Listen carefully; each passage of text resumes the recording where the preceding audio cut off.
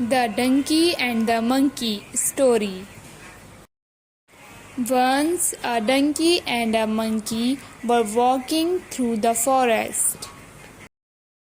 The monkey, who loved to show off, climbed trees and swung from branch to branch, laughing at the donkey who walking slowly on the ground.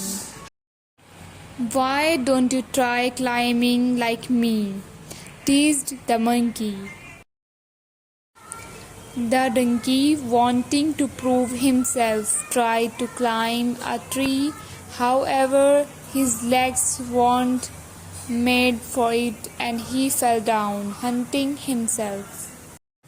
The monkey realized his mistake and helped the donkey back up. He apologized, saying, "I'm sorry, friend. We all have different strengths. I should not have made fun of you." The donkey smiled and said, "That's all right. We should respect each other's abilities."